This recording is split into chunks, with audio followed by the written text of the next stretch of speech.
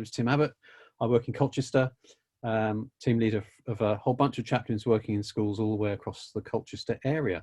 And then also helping us out today, we have Ruben. I'm Ruben. I'm part of the Youthscape team in Luton. So Ruben's going to be watching the chat for us and just picking up any questions and stuff, and then also helping me out today. We've got... Hi, welcome to Littlehampton. My name is Paul Sanderson. I've been the chaplain here at the Littlehampton Academy for 11 years. I also started last September chaplain at the Robert Woodard Academy on the sunny south coast. Look forward to meeting you all later. So it's over to Josh.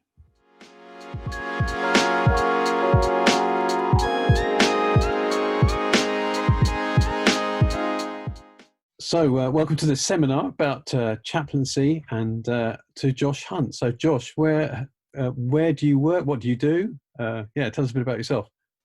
Hello. Yeah, I'm from Ipswich, but I work at a fantastic school called Felixstowe School on the beautiful Suffolk coast. Yeah. And how long have you been there? I've been there for just over 6 years now. Yeah. And what's your role at the school?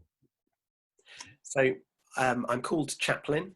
I'm full-time chaplain at the school, and the role has been created and is funded by a little charity called Boost, which is supported by churches and individuals across Felixstowe and beyond. And Boost exists to pioneer partnerships between faith and education, and we primarily do that through our chaplaincy partnership at Felixstowe School. Right. So, and what we're going to chat about today comes out of some research you've been doing. So, tell us a bit about that. Yeah, I've been really fortunate to always be surrounded by people who have championed kind of CPD and continued research. And so about 5 years ago, I started a PhD specifically looking at what makes chaplaincy so distinctive within schools, particularly with regard to having input into school culture and school ethos. So they're quite kind of big conceptual problems, but I really felt that as chaplaincy expands into so many different types of schools across the UK, we needed just a little bit more research to really show how distinctive chaplaincy can be and the fantastic impact it can make to both students and to staff as well. Right. We're really looking forward to you. I'll hand over to you. Thanks, Josh. Well, hello, it's really good to see you, and hopefully you're here today because in some capacity you're involved with chaplaincy, schools-based youth work or schools-based ministry. So welcome. My name is Josh and I've been the full-time chaplain at Felixstowe School for 6 years. And Felixstowe School is a fantastic high school and sixth form without religious character on the beautiful Suffolk coast. And my role here is possible because of this fantastic local charity called Boost, which exists to pioneer partnerships between faith and education. And our chaplaincy at Felixstowe School is defined by 3 threads, and they are awe and wonder, justice and activism, and wholeness and inclusion. And those threads permeate all of the work and the projects and initiatives that we're involved with through our chaplaincy. I've also spent the past 5 years researching different aspects of high school chaplaincy to hopefully complete a PhD in the next few months. So that's a little bit about the context that I'm speaking from today. But the theme of this conference is about new hope, and if there's anyone who can be and bring hope to schools, I believe it to be you fine people who are here today through the powerful and often underappreciated ministry of school chaplaincy. So I'd like to start by asking you to think about your role in your school at the moment. Because typically when I meet chaplains and when I ask about what they do, they describe one of 2 things. Some chaplains instantly gravitate towards some of the individual, personal interactions that they have day to day. So for example, those of us who fit into that camp will often talk about the mentoring that we do, maybe specific students that we're supporting, or perhaps even small groups of young people that we work with quite regularly. But some chaplains, on the other hand, they instantly gravitate towards describing some of their whole school activities. And so those of us who fit into that camp, when people ask us what we do, we typically first talk about assemblies, we might talk about collective worship, we might talk about whole school charity events, You know, the kind of things that see us supporting the whole school community. Now, these two aspects of our work, the individual and the collective, they're not mutually exclusive at all, but typically chaplains lean towards one rather than the other, and actually both support each other.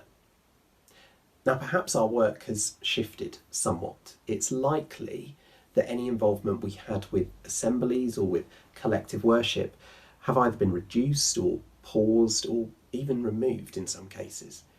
And whole school events are not quite the same, that's if they're happening at all. And you may feel that the balance of your work between individual and collective support has shifted somewhat towards the individual in these times. But today, I'd like to share some insight into the distinctiveness of chaplaincy that allows us to bring hope to both aspects of our role. To individuals, yes, but also to the collective of our whole school community. And my aim is that what I'm sharing today will both encourage you and empower you in the hope that you will bring to your school context. But what do we mean by hope? Let's define that first of all. Well, a number of times over lockdown, I was asked to do little videos or thoughts for the day about hope and what it means to me. And my answer was the same every time. I think hope for us as chaplains has to operate on a number of different levels. I think it has to operate on quite a superficial level of bringing a smile and a cheerful mood when appropriate. Sometimes that's just what our schools need. But I think it also has to operate on a much deeper level, that our situation can change and it can be transformed for the better. And I find hope in Scripture when I read about a place called the Valley of Acor in the Old Testament.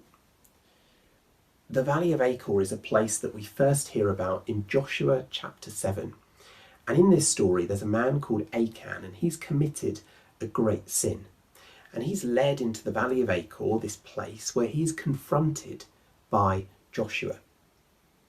It says in verse 24 of chapter 7, the book of Joshua, that Joshua, together with all of Israel, took Achan, son of Zerah, the silver, the robe, the gold bar, his sons and daughters, his cattle, donkeys and sheep, his tent and all that he had, to this place, the Valley of Acor. And Joshua said, "Why have you brought this trouble upon us? The Lord will bring trouble on you today."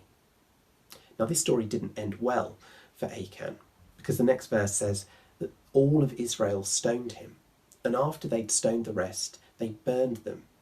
Over Achan they heaped a large pile of rocks, which remains to this day. Then the Lord turned from his fierce anger. It ends with, "Therefore, that place has been called the Valley of Acor ever since." Valley of Acor translates to mean the Valley of Trouble. Because of this terrible event that had taken place, it's almost like this area has been labelled as being a place of trouble forevermore. So much so that the Israelites built this pile of stones, this monument to the Valley of Trouble. And it almost seems certain that it will be like this forevermore. But we hear about the Valley of Acor in two other places in Scripture. Firstly in Isaiah chapter 65, where it says the Valley of Acor will become a resting place for the herds, for my people who seek me.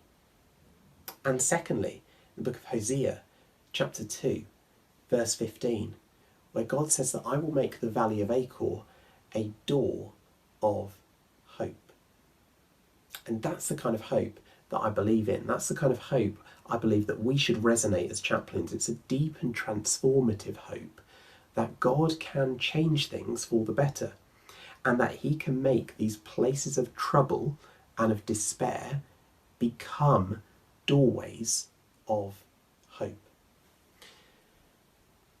Now, you might be sat at your computer today thinking, well, Josh, that's probably a bit too much of a task for me in my small chaplaincy role that I have in my local school.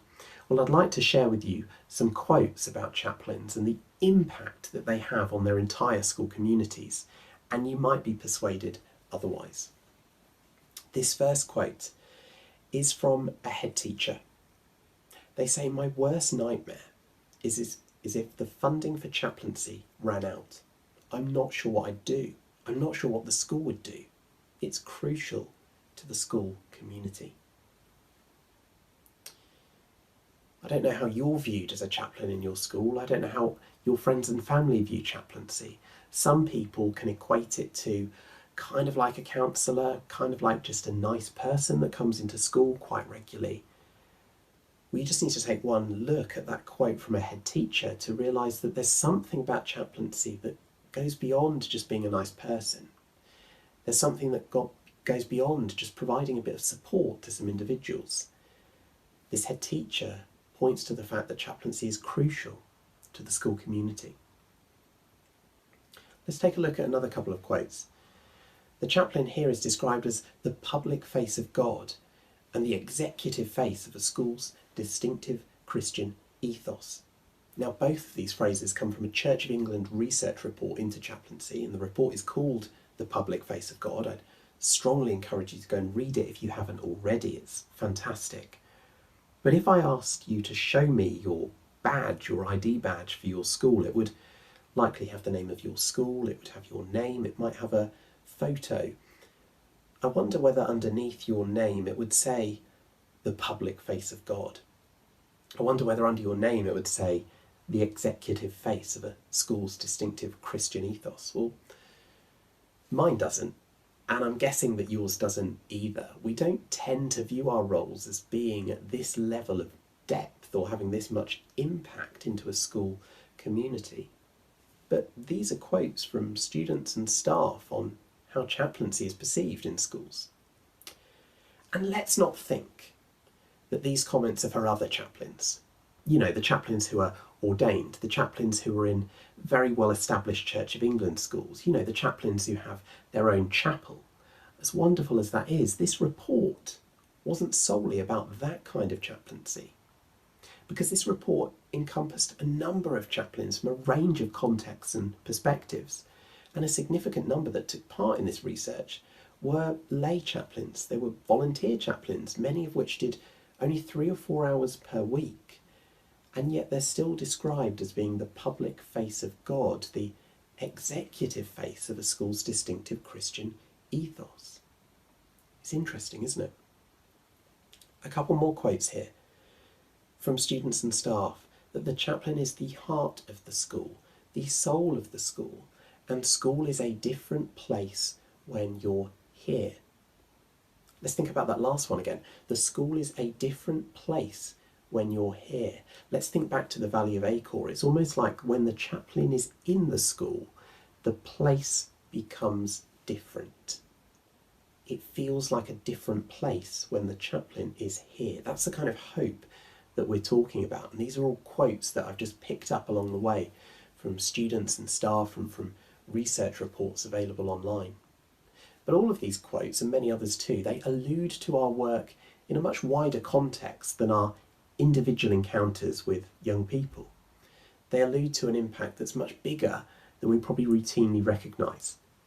And so much of the research into school chaplaincy contains fragments of language that hint of chaplains having more impact than the sum of our parts. So today, even if you tend to view your work primarily as focused on one-to-one support, and even if you think you have a relatively small impact in your school community, I would like you to intentionally recognise your impact and your role as about being and bringing hope to individuals, but also to the wider context of the whole school community, collectively. And with that, I'd love to share with you 5 distinctive elements of chaplaincy that I've distilled over the years through my own practice, through conversations with the chaplains, through visits to other schools, and including some of the literature and research on chaplaincy that really enable us to bring this hope to our school communities in a way that is unlike any other role in the school.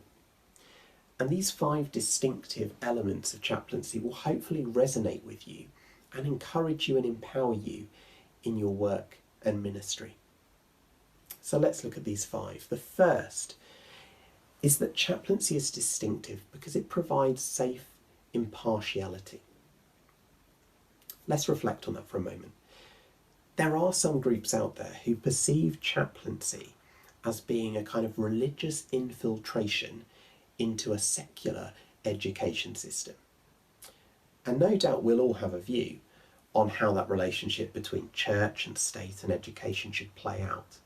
But after speaking to a number of chaplains and visiting a number of schools, my experience has shown that chaplaincy actually offers a sense of impartiality, which students really struggle to find in other areas of the school.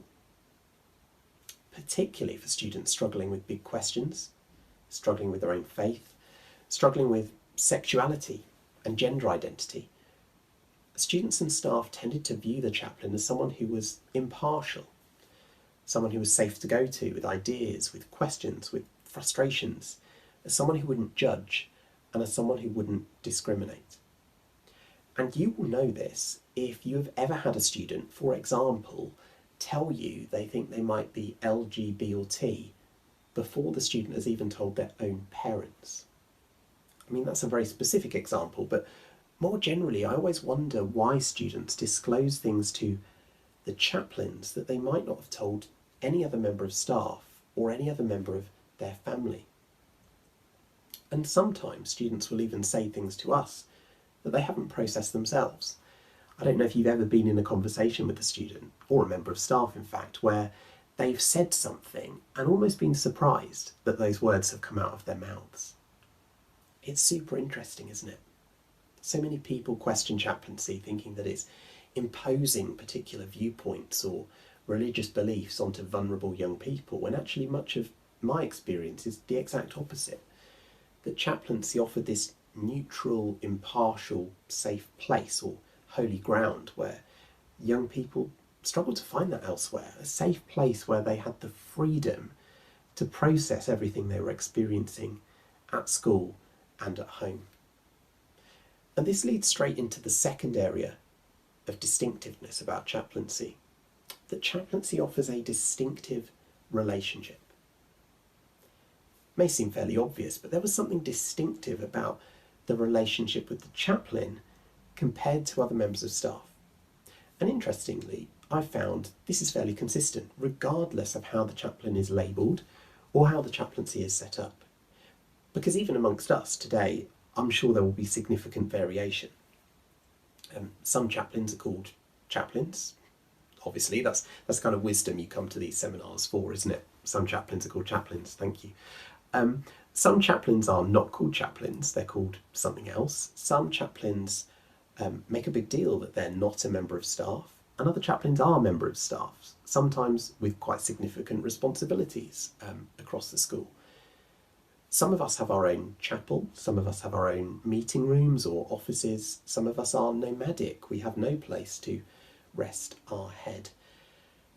But regardless of all of that variation, students and staff routinely detect something different about the relationship with the chaplain in contrast to other adults at school.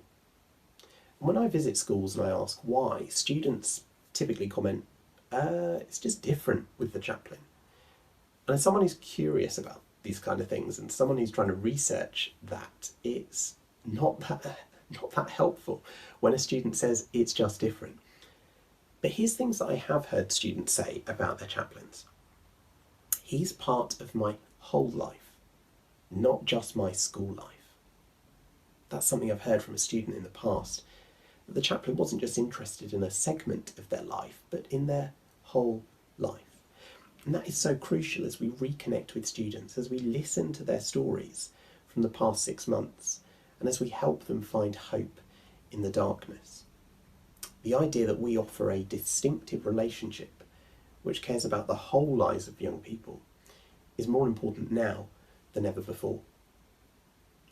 The third area of distinctiveness of chaplaincy is that we can deliver an outrageous peacefulness. I appreciate you might not feel like you offer this right now. I spent most of the past 4 to 5 months at home with my family as we were shielding. We were part of that vulnerable group. And so returning to school and returning to that routine, not only with my own work but with my own kids, it's not an experience where the word peaceful immediately sprang to mind. But my own experience of visiting other chaplains over the past few years is that chaplains were perceived as being relaxed, calm, peaceful, not rushed, even in really difficult, stressful circumstances. And that is hugely powerful because within school, that can be very countercultural. Schools are typically very busy, they're quite rushed, and there's something so radical about a chaplain saying, I'm here, have some of my time. No cost, no conditions. When someone walks past and says, oh, have you got a minute? And you say, yes. That's so empowering.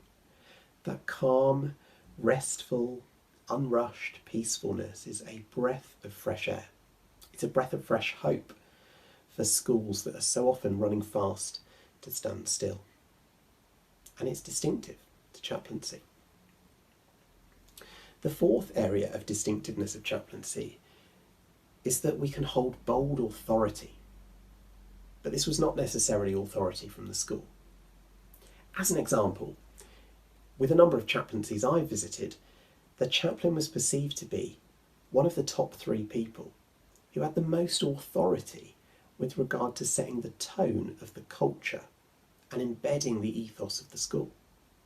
And that's the perspective of staff and students. Now this is super interesting because if I was to ask you if you had any authority in your school, I wonder what your answer would be, because some of you might say yes, others of you might say no. And I wonder whether there's a difference there between those of us who are teaching members of staff and those of us who are support members of staff, and maybe between those of us who are part of the staff body and those of us who are funded and provided for externally.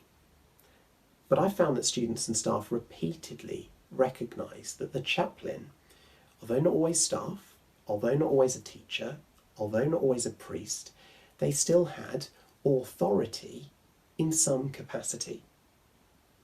When people see you, they say, this is someone who sets the tone. This is the person I want to spend time with. This is the person I want to share my life with. This is someone who commands authority in some capacity. And in the context in which we find ourselves, the authority to embody hope in strange times. The fifth and final distinctiveness of chaplaincy that I want to share with you today is that chaplains can understand and embody the school's values and the school ethos with depth. I've noticed an observation in a number of schools that even when the staff change, even when head teachers leave, even when there's a change in a trust or a sponsor, it was the chaplain who often carried on and championed the school's ethos, even if no one else did.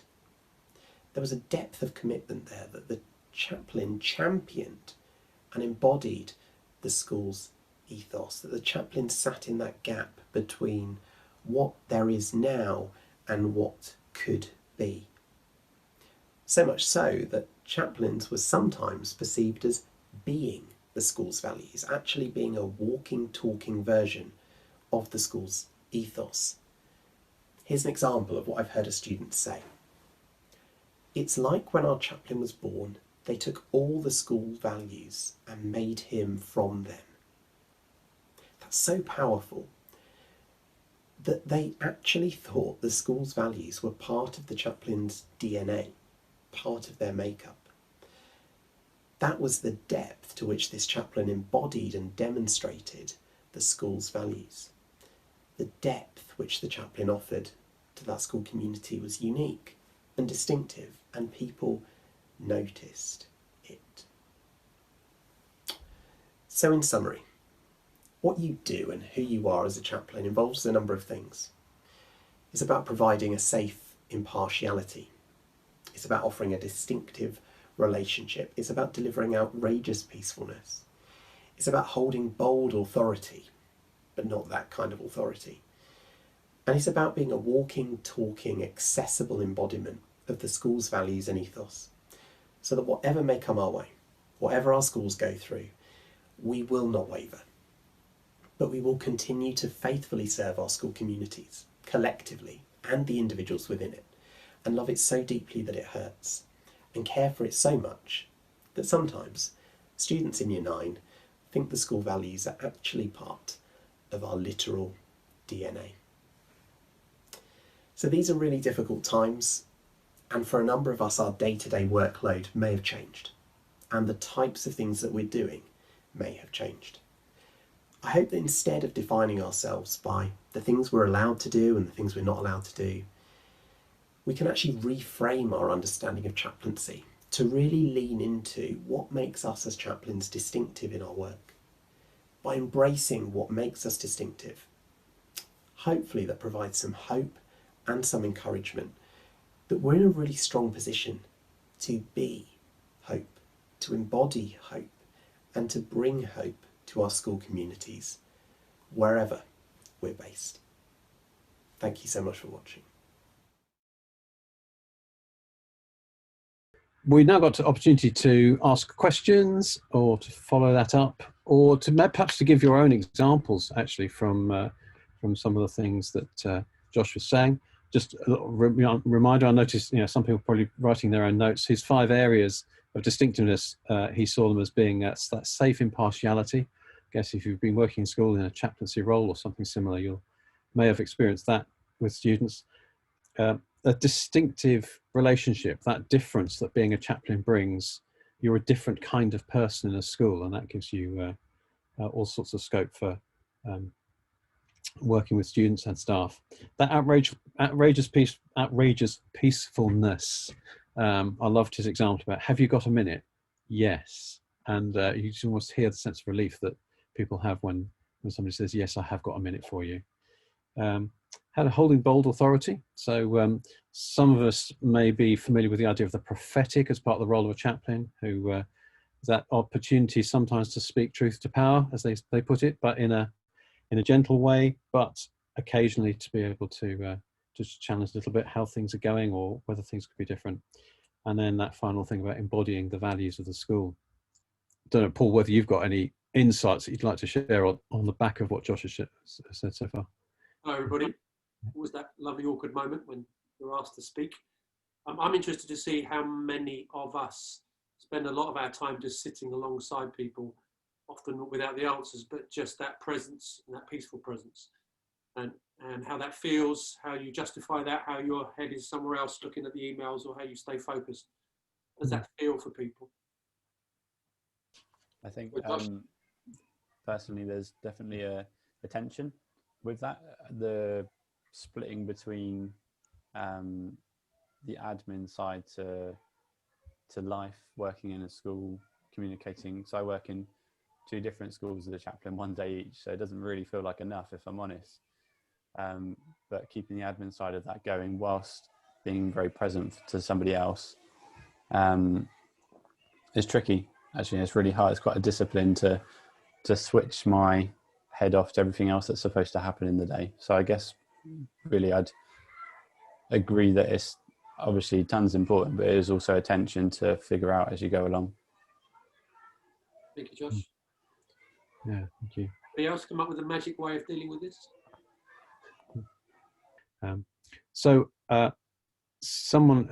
Joel's asked, how do you find the balance in impartiality, not being that religious infiltration? What does that look like?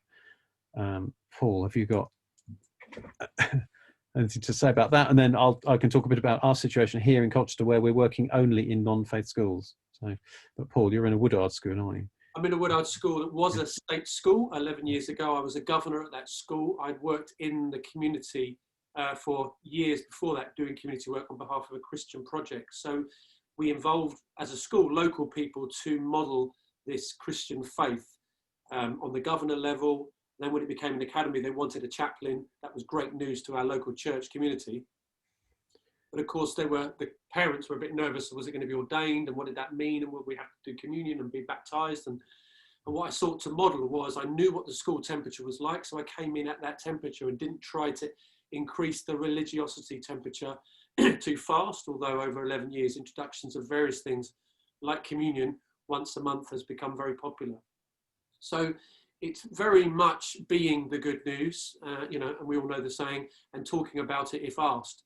but that walking, that the assembly themes that are not a different parable every week, but Black Lives Matter is tomorrow, and we've got that assembly ready for Black History Month. And, you know, there's lots of different issues that we have stories that match, but maybe we don't need to tell those stories from the Bible. We retranslate them and turn them into the issues of the day.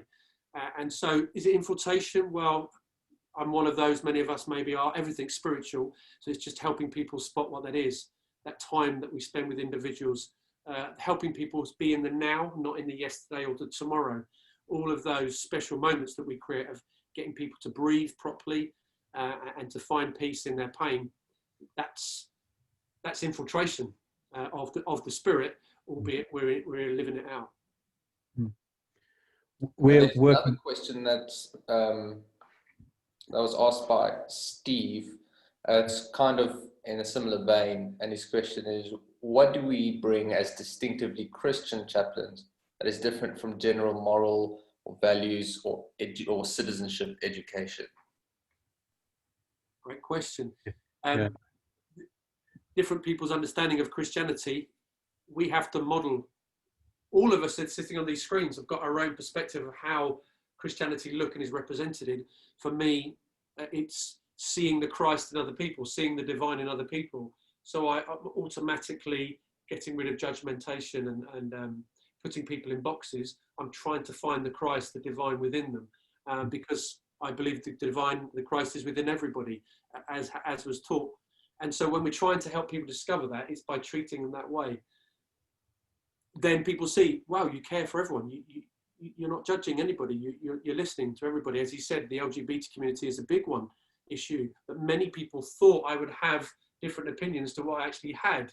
And that broke down. I had people from the LGBT community coming to communion because they showed that I cared for that community. You support us, so we'll come and support you in what you're doing. But I'd never preached at them. So it's all about your own personal journey and how you express that. Maybe some are forcing you to be more Christian than you want to be.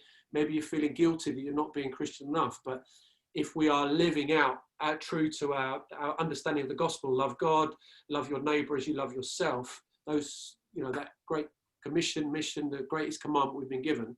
So we're working that out by the self-esteem of helping people believe in who they are and love themselves and giving opportunities to look out for other people. And all of that is accidentally or purposefully those moments where they see the divine, they see God, and therefore we have a privilege of explaining it. That's you as an individual out working it, not comparing yourself to another chaplain who's doing it their way. I think one of the things that I'd say is that there are two components. One is the chaplain and one is the context within which they're working. So it's the school. And so we've got, three of our team are chaplains in two different places. And chaplaincy looks a little bit different in each of those places because those places are different, though the chaplain is the same. In terms of the impartiality, religious infiltration thing, I think all of ours are known as Christian chaplains. We're known as a Christian trust, even though working in non-faith-based schools. So they recognise that we come from a Christian perspective, but we go to serve the whole school community, and they know that as well. And that's evident from the groups, the other groups that we will work with. So in the colleges, in the FE colleges, our chaplain, the lady who works with us, who's the chaplain in those two places, supports the prayer room in the college. So she helps to manage that. And that prayer room is accessible to people of other faiths as well as the Christians. So in a way, there's an act, something that she actually does that reflects that the generosity of being there for all faiths and none. But I think that's a Christian distinctive. I think it is the nature of mission that we go and we embody ourselves within other communities outside of the church and go to serve and support. I think there's something even slightly distinctive about the Christian view of mission and of God active in the world. That place puts us in these places as God's agents of change in whichever community we find ourselves. So, we go into schools with that kind of idea, those sorts of values. We go to serve and support all students. But the fact that we are doing that as Christians seems somehow to help people recognize the Christian faith as having value and values that they like. And I also think that chaplains and chaplaincy can can help to occupy a space that's not easily occupied by others in the school. So that, as Paul said, that spiritual kind of hunger, of that spiritual nature within all people, where is that served well in the school, where it's a massive part of our humanness, and yet there's a big gap in how that is facilitated in schools, and the chaplain slots into that gap, if you like. They're able to enable spiritual life in a school in a way that perhaps points towards God and towards the search of faith, but in a way that perhaps no one else in the school community can. And so we recently ran a remembrance room for students affected by the suicide of one of their peers. Now, I don't know who else in a school would do that, but it became a highly spiritual space for students and for staff to be able to express their memories and their tributes and their thoughts, and also to talk to myself and others staffing that room as a kind of representing a spiritual space in the school. That's a gift that chaplaincy can bring to a school that probably wouldn't come from anywhere else. Looking at the questions, Joanna's just asked about special measures. The school I work in for 11 years was 4 years in special measures. Very difficult time for staff, a high staff turnover, Ofsted sniffing and breathing down your neck all the time, a real low morale moment for a school. It sounds like you were in and now you're not allowed back in, and a foot back in the door. Well, aside from prayer for that community and reminding that community that you're still there for them, there is the opportunities of volunteering within the school. It links to the next question of lunchtimes are very stressful for staff. We've got the bubbles, and I'm out there in every bubble possible, crossing the bubbles, but supporting with footballs and supporting with conversations and listening. And a lot of the chaplaincy's now gone into the outdoors, or when it's raining indoors. So there is a great opportunity for, in a special measure school, in any school, to say, if I'm already linked and I've got my DBS and you know me, can I come in and help you out at break and lunchtimes? And very few schools would be reluctant, as long as your DBS checked, to not bite your hand off for that opportunity. And then within that, through relationships, you can support. I love Abby's quote here: awe and wonder, justice and activism, wholeness and inclusion. Yeah, that's really good. Something that Steve mentioned in the last comment was just about being incarnational. Yes. You know, and he also said helpful distinction that we contribute to a general spiritual developmental space rather than specifically Christian. Yeah, again, it's the individual perspective of the word Christian. And I was brought up in an Elim Pentecostal church, and then I was part of a pioneer network of churches that was trying to save people on the doorsteps and in the community. I'm not judging that, but now I've got to a place where I'm here to listen and serve and care for this community that's wounded and damaged and full of joy and pain, and be Christ into those people. So not many, some teachers are hidden Christians. Some teachers, they know they can't express their Christianity. We've got an opportunity as chaplains to identify with the faith, but retranslate how it's perceived. And very excited. It's just wonderful to be a chaplain. The privilege that we've got to flicker the flame, to drop a little tiny bit of petrol on the flame within each individual that some have gone out, to say you are valued, you are special, you are chosen. Particularly with, as we all know, the self-esteem, the self-harm that many young people are going through. How can we add value to their lives and show that their lives are valued? Any more questions? Just scrolling through there. Well, looking at the questions, little story from us. So one school where we started chaplaincy a few years ago, the deputy head was tasked with overseeing it. And he was very skeptical to start with. A year later in our review meeting, he said, you may have noticed I was a bit skeptical to start with, but I have to say I'm a convert, although not in the religious sense. And then when that chaplain was ordained, so she was a lay person, and she went through ordination. When she was ordained, he asked her, will you be wearing your dog collar in school? And she went, well, I feel that's kind of up to school whether they're happy with that or not. He said, oh, I think you definitely should. It's part of who you are. And this is a very, very individual story. That won't be everybody's story, but I think it's an example of how somebody who's definitely not somebody of faith, they recognized something about the value and the values of the chaplain that they wanted in their school. Is anybody aware of the Australian model where they have chaplains in every school as part of their government policy? I've only read about it. I just wonder if anyone's had any experience of it. So you've got a compulsory element to every school must have a chaplain, and so you've got a desire of people to be trained up into that. Would be very interesting. Every school in the country had to have a chaplain, and how that would go down. Yeah. Could we serve that need? Do we have enough individuals ready to go in and follow that up? Primary schools where I'm at, they don't have chaplains. They said they're desperate for me to come and support, but of course I'm stretched across. I'm looking all the time how we can train up other individuals. Yeah, how many chaplains in this group are ordained or not ordained? We've got... Hands up ordained. Hands up lay. It's a horrible word, isn't it, lay chaplain? Yeah.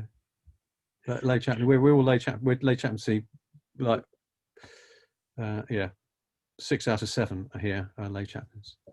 I think a good question was also, is ordination a requirement for most schools in chaplaincy?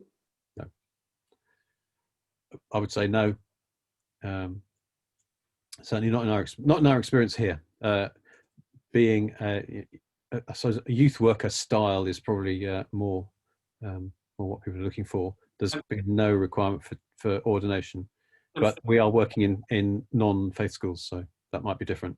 11 years ago when I was appointed, I was only given a 6-month contract because I wasn't ordained. It was the expected part of the job description, as well as having a degree. Didn't have either of those. And after 6 months, they managed, I obviously persuaded them to keep me, and here I still am.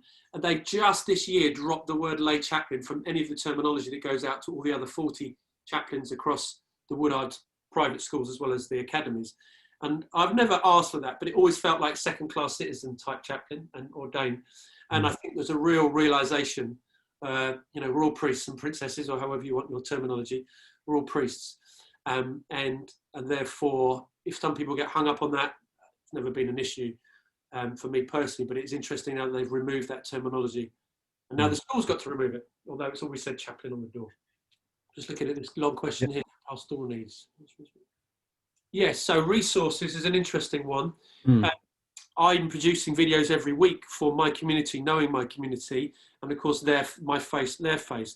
I think you could nick other people's assembly ideas, but you've got to put your face to them because that's your community. That's how I think it works best. You're the relationship they're trying to build up with. You're the individual they will see post-COVID or during COVID if you're privileged to be in there. But just showing a great, well-designed video from a really elite person, it's not as clickly relational. It might be smart and tighter and all moving, but it won't be you. And I think there is so much to be gained by it being you presenting what those 5-10 minute inputs are. So feel free to see what's out there and go on our YouTube channel and see the assemblies we produced, and then steal all of those elements of it, the stories and all the rest of it, but put your face to it would be my suggestion. Michael. Right. That officially brings us to the end of the time that we've been allowed. Thank you very much, everybody, for being part of this seminar and for your questions, which have been really helpful. A massive thanks to Paul for your wisdom experience into the Q&A. And I wish you well in your work in chaplaincy, and see you online perhaps soon. Thanks very much, everybody.